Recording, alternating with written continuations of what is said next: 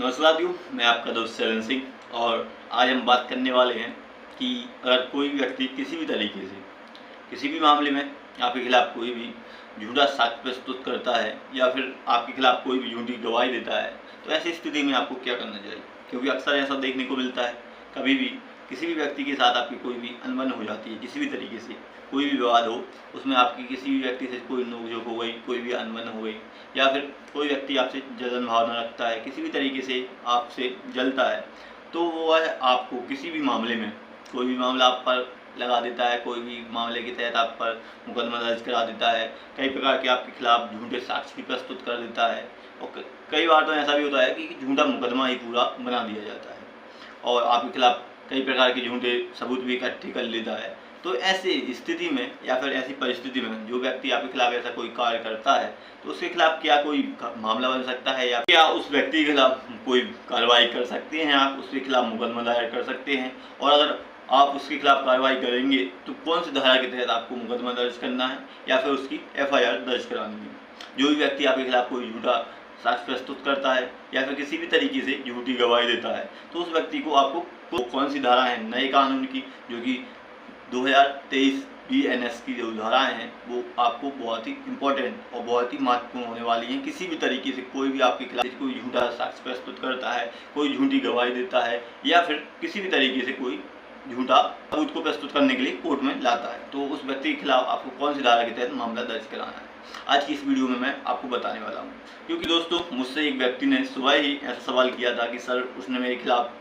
झूठा मामला दर्ज करा दिया है, झूठे सबूत भी उसके पास हैं और मैं साबित भी कर सकता हूं कि वह सबूत हैं जो या फिर जो वो प्रस्तुत कर रहा है या फिर जो मुकदमा उसने दायर किया है वह झूठा है। तो मैंने उसको भी बताया था कि आपको क्या क्या करना है, कौन कौन सी प्रक्रिया के तहत आपको मुकदमा दर्ज कराना है, उसकी FIR किस मामले के तहत करानी है। और आज की इस वीडियो के माध्यम से मैं आपको भी बता रहा हूँ कि आपको अगर कोई भी व्यक्ति किसी भी तरीके से झूठा कोई भी एविडेंस प्रस्तुत करता है, झूठा साक्ष्य एकत्रित करता है या फिर आपके खिलाफ कोई भी झूठी कंप्लेंट दर्ज कराता है, तो उसको किस धारा के तहत आपको मुकदमा दर्ज कराना है। क्योंकि अक्सर ऐसा देखने को मिलता है कि कभी भी किसी भी व्यक्ति के साथ आपकी छोटी मोटी लड़ाई हो जाती है, छोटी मोटी नोकझोंक हो जाती है, किसी भी तरीके से कुछ भी हो गया, किसी फैमिली में लड़ाई हो गई है दोस्तों, अक्सर ऐसा देखने को मिलता है कि कभी भी किसी भी तरीके से कोई आपकी फैमिली में लड़ाई हो गई है, आपके परिवार में लड़ाई हुई है और आप वहाँ पर थे नहीं, फिर भी जो दूसरा पक्ष होगा जिसके साथ लड़ाई हुई है वो आपका नाम लिखवा देता है, किसी भी तरीके से कंप्लेंट दर्ज कराता है,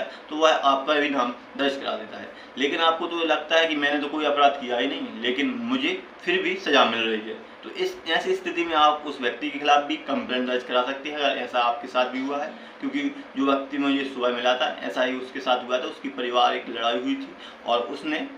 जो दूसरा पक्ष वाला व्यक्ति था जिसने FIR दर्ज कराई थी, उस जो मेरे से मिला था उसका भी नाम दर्ज करा दिया था। तो इसके बाद मैंने उसको बताया कि उसको क्या करना है।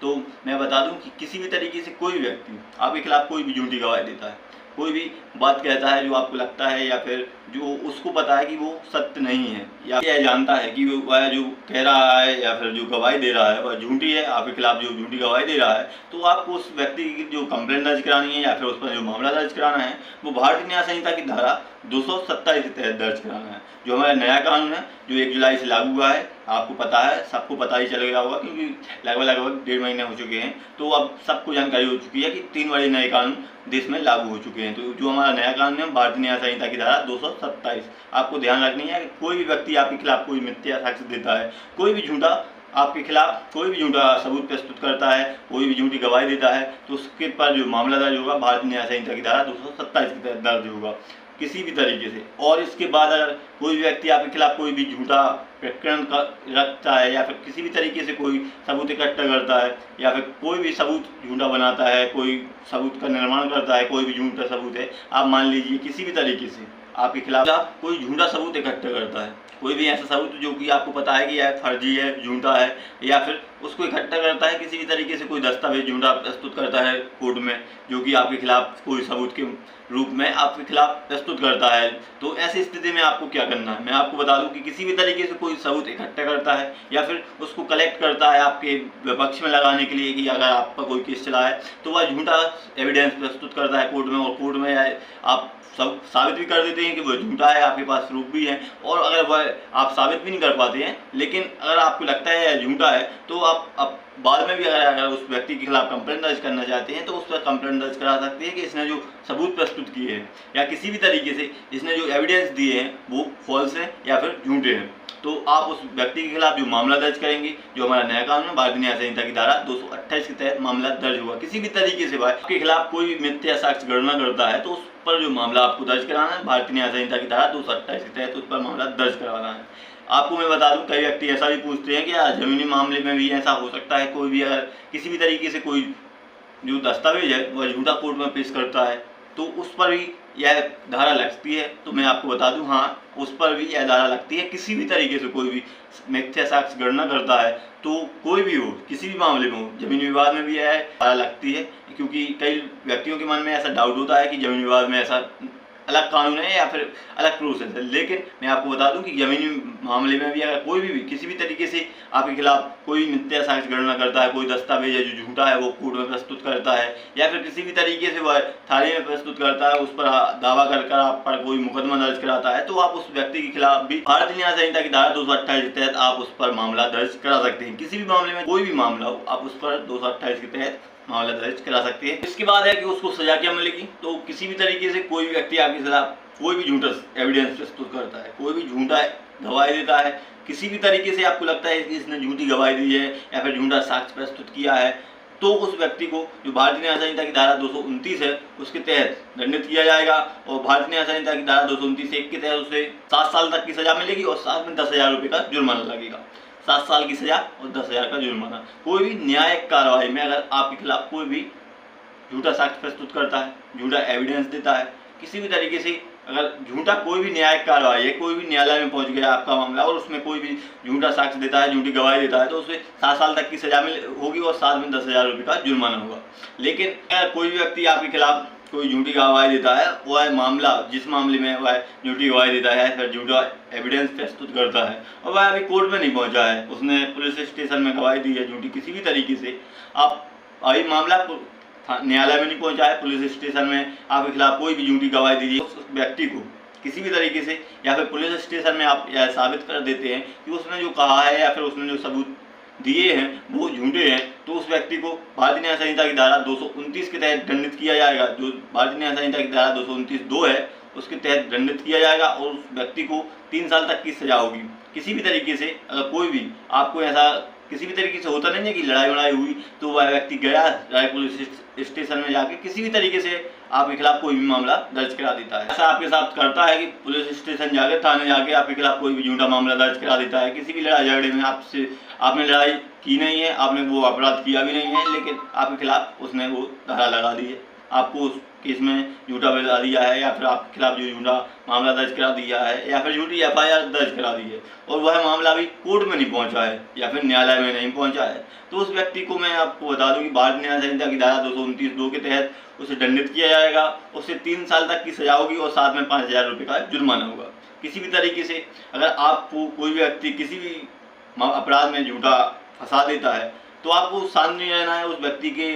पास जाकर यह नहीं कहना कि आप राजीनामा कर लीजिए या फिर आपको डर के नहीं रहना है, आप प्रूफ करिए या फिर आप पुलिस स्टेशन जाकर कह सकते हैं कि इसने मेरे खिलाफ झूठा मामला दर्ज करा है और उस व्यक्ति के खिलाफ भारतीय न्याय संहिता की धारा जो 229(2) के तहत उसे दंडित किया जाएगा और उस व्यक्ति को 3 साल तक की सजा होगी और साथ में जुर्माना होगा 5,000 रुपये का। तो मैं आपको बता दूं कि कभी भी किसी भी तरीके से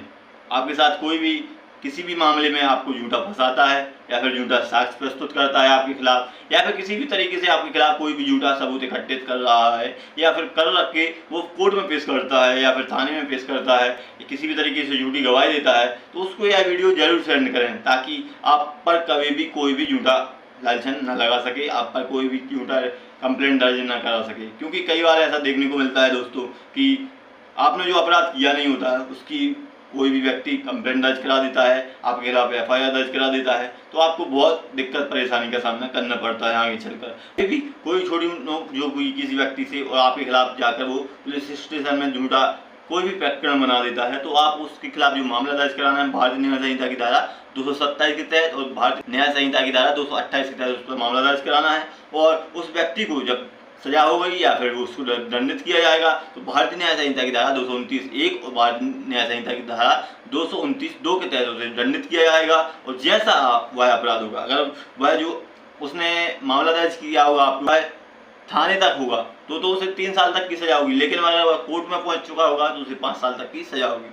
तो आशा करता हूं कि आपको यह वीडियो पसंद आई होगी। अगर आपको यह वीडियो अच्छी लगी हो और वीडियो अगर आपको पसंद आई हो तो वीडियो को लाइक करें और इस वीडियो को ज़्यादा से ज़्यादा शेयर करें, क्योंकि दोस्तों ऐसे जो मामले होते हैं वो अधिकतर देखने को मिलते हैं समाज में।